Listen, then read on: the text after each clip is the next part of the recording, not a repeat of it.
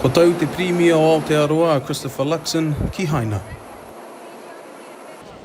Me tāna tira haere, kei tōna taha. It's a long-term market for many of the companies who are here. Māori probably over-index in China. We have more Māori exports in the market than the rest of our Pākehī and Aotearoa. So it's a really important one for us to check in with the people that we've always been working with and look for opportunities to do more. He kaupapa nui tēnei mā te Māngai o Moana Fisheries me Sealord a Rachel Taulele. So Sealord, this is our largest market by volume, our second largest by revenue. For Moana, this is a growth market for us. So you can't ignore the fact that that has immense opportunity. I think the Prime Minister referenced this morning that we sell $100 million a day of product up into the Chinese market. Ia kia Stats NZ ki ngā tatauranga umanga Māori te tau 2023 e 270 miliona tāra te wāru o ngā mahi hoko Māori I haere mai ki konei ki haina. Kāre kore e hia tia nui ana te Premier Christopher Luxon kia whakawhanake I e rāwhika I tēnei tau. Māori businesses have done exceptionally well in China, and you see that. There's a real consistency and alignment around values and around culture and mutual respect. And actually you've seen some outstanding business partnerships across a number of sectors across our economy that are led through Māori-Chinese partnerships.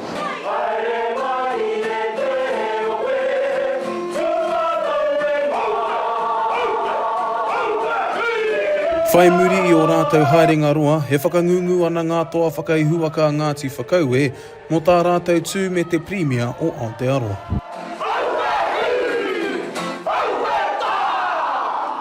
E ai ki tētehi o ngā Māngai o te rōpū kia Kereama Wright, mā te haerenga nei, karangona whānuitia te ahurea Māori e te ao. Me pono te kōrero I te ngākau rua mātou, me he mea ai me haere mai I rānei ki te taha o te Premier, engari I te mutunga iho I whakatauri e mātou kei te haere mai kaua hei kanohi mōna mo te kāwanatanga, engari hei kanohi mo te iwi Māori, mo Ngāti Whakaue.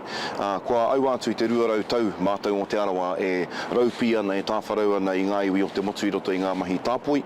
Nō reira e tika ana, kia kite te ao, kia kite ngā uri o haina, I te ātāhua, I te rerehua rirerere o te ahurea Māori, me te kanohi tūturu o Aotearoa, kaua ko te kanohi mā, ko te kanohi Pākehā anake.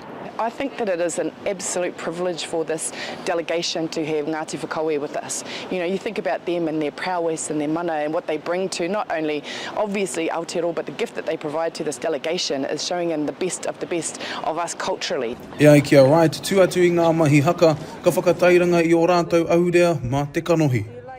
Ko te motu haketanga pia o tēnei tira o te Kapa Haka o Ngāti Whakaue e ono ngā mataora, e ono anō hoki ngā moko kaua I kei konei. Nā koera te hiahia ni, kia kite kaua haina ana, ke engari te tira haere nei o Aotearoa kei konei tātou. E hara I te mea he porotehi, engari he porotehi ni.